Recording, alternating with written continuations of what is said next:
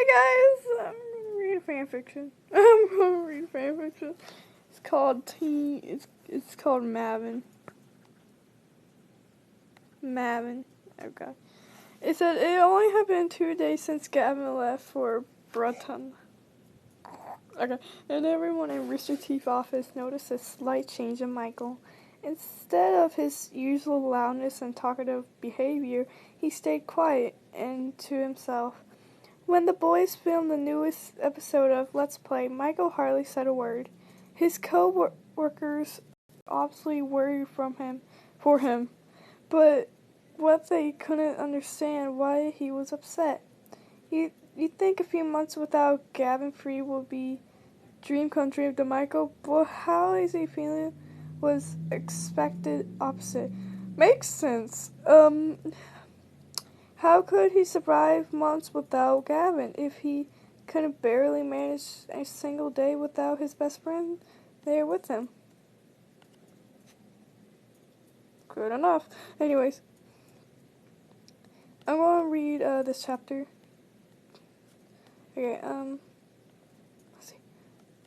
Third person preview. Michael, come on, man. It's only been a few months. You can't miss him that much already. Ray groaned, trying to get a reply from Michael. But who had held himself in his office for a third time this week? He tried turning the doorknob, but had been locked. We really have to do something about this. This isn't like him at all, Jack said, leaning against the wall. Well, at least he's working, Bernie stated, opening up a can and walking down the hall. Really, nigga? Really? The minute he stopped showing up for work is when I still seriously worrying. Ray sighed, knocking on the door once more. Michael opened the door. I just want to be alone, Ray. And don't bother coming in. God, I'm just joking. Ray felt a little better. At least his friend acknowledged him, but that wasn't enough. Michael, come on, let's go to lunch. We can talk there. The door unlocked, and a sleep-driven Michael stood in the doorway. He sighed, running a hand through his messy hair. Hey, Ray, Michael said weakly. Ray was shocked to see his friend in such an awful state, but placed his arm around him as they walked out of the office. As they drove, Ray managed small talk with Michael, trying to get some answers from him. What's going on, Michael? I don't know, man. I really don't know, he said. Ever since Gavin, please, Michael stopped him. Please, don't say his name. It gets me all the time. God. Jeez. I'm just making fun of myself for a second. Ray was perplexed about his friend's feeling towards Gavin's name. What had changed? Ever since he left, you've done nothing but slug and I can't say anything today. I thought you, of all people, would be overjoyed by his departure. So did I. Michael buried his head in his hands. Oh, poor little guy. Ray parked in front of a small cafe, not too far from the office. The two walked into the building, sitting behind the two other people waiting to place orders. Once they were finished, Ray greeted the waitress with a bright smile with a sluggish Michael behind him.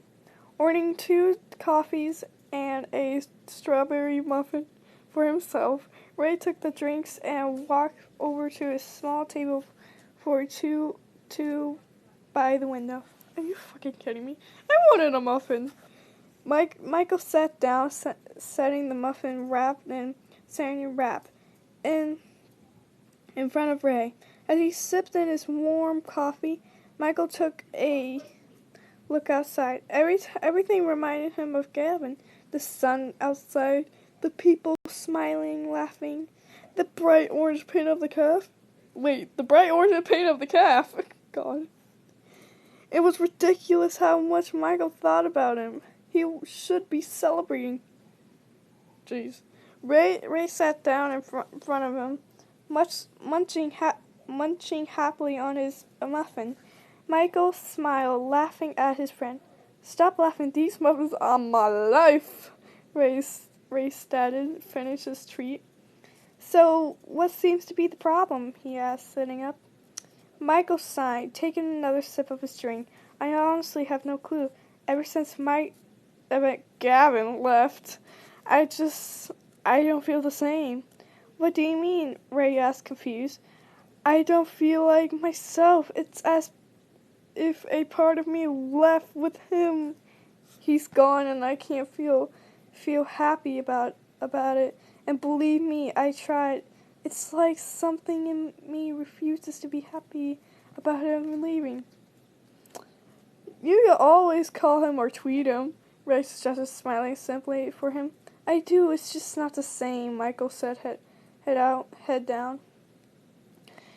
"And let me guess, it makes you angry because you have no idea why you're longing for someone who annoys you to no end, and he won't be back for a while, and that makes it even worse. So you decided to stay away from everyone and everything until he gets back, right?" Michael stared, mouth dropped.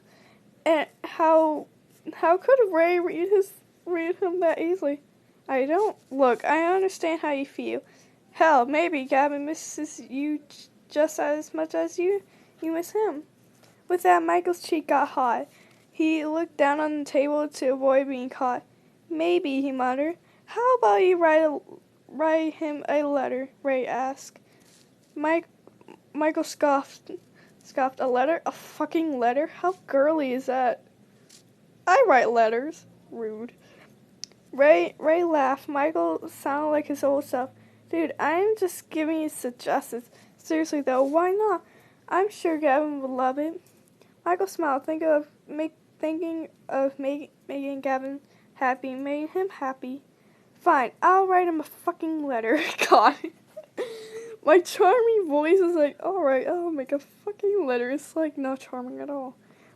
Michael said, getting up and walking out of the caf, with Ray ready to get back to the office and thinking about how to start his letter. So guys, I'm going to read 2 chapters a video because I'm bored like that. Okay, next chapter. Michael's preview. "Dear Gavin, I miss you and I don't know why." No. "Dear Gavin, get your ass home, damn it." Fuck. "Dear Gavin, why won't you leave my mind?" God damn it. I shouldn't even be writing him a damn letter. I shouldn't be missing someone I disgrace. I shouldn't miss Gavin as much as I do, and he shouldn't be running through my mind as much as he does. I don't get it. I honestly don't get it. I crumbled up that what seems to be the 1,000th draft, given up and calling it a day. Letters are for pussies, which is something I'm not. I glanced at the time on my computer. It was 10 after 5. I sighed, getting up from the desk and grabbing my backpack.